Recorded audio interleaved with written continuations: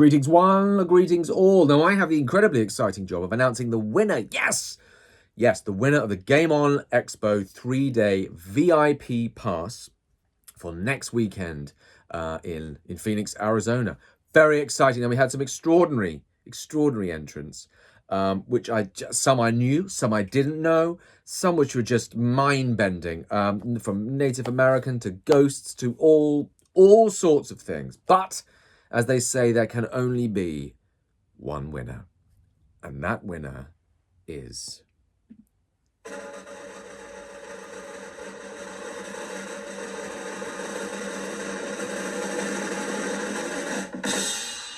fantastic. Will be Talix Joe Risk, which I've said completely wrong. Let's be perfectly honest. It could be Toolox Joe Risk. But congratulations to you. You have won the 3-day VIP pass for this brilliant piece of Arizona folklore.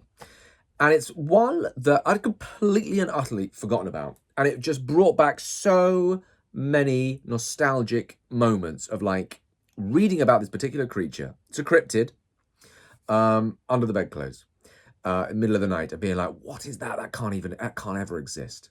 It is, of course, the Tombstone Thunderbird.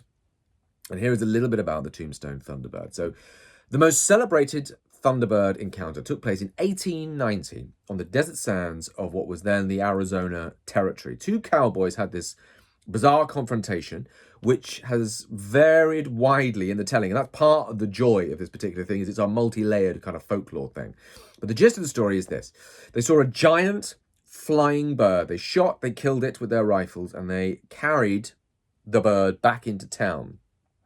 And a report in April 1890 listed the creature's wingspan at an alarming and incredible 160 feet long, and noted the bird was about 92 feet long and about 50 inches around the middle, and had a head about 8 feet in size. The beast was said to have no feathers but a smooth skin, wing flaps, so like a pterodactyl, I guess, composed of a thick and nearly transparent membrane, easily penetrated by a bullet, so says the report.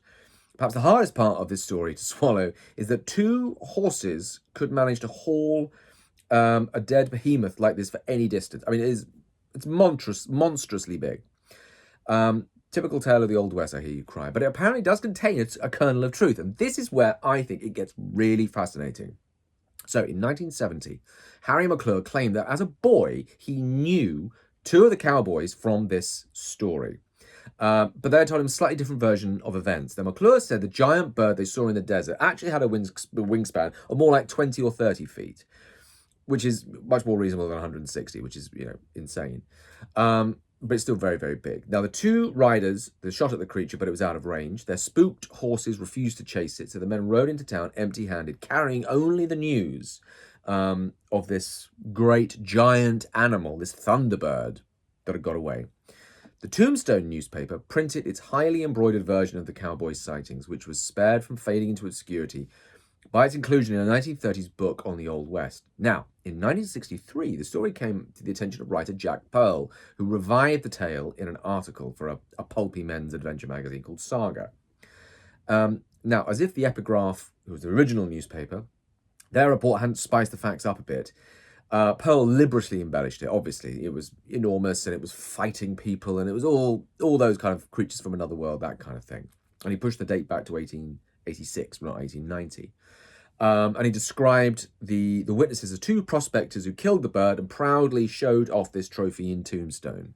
He added some extra conflict by telling how a second bird snatched up someone and flew him away in their talons. I mean, why wouldn't you, obviously?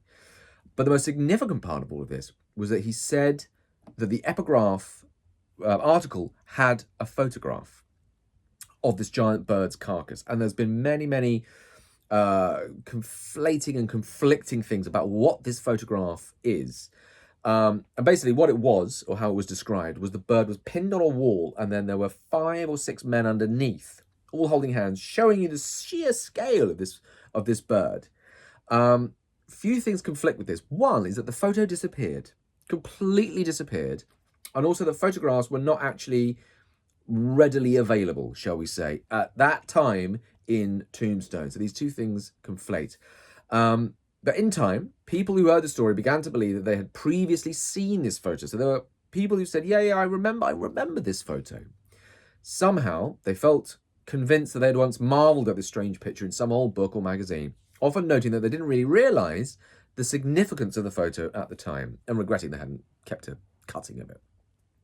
Now, the details might differ from one recollection to the other, with some recalling the bird having feathers, some not having feathers, some saying it was nailed to a wall, some saying it was held, all sorts of varying different things. But it's an extraordinary and absolutely bizarre piece of folklore, which I'm firmly in the camp that obviously that's true. Why would it not be true? It's a great tale of the Old West, and I think it's just a glorious, wonderful thing and needs to be more well known.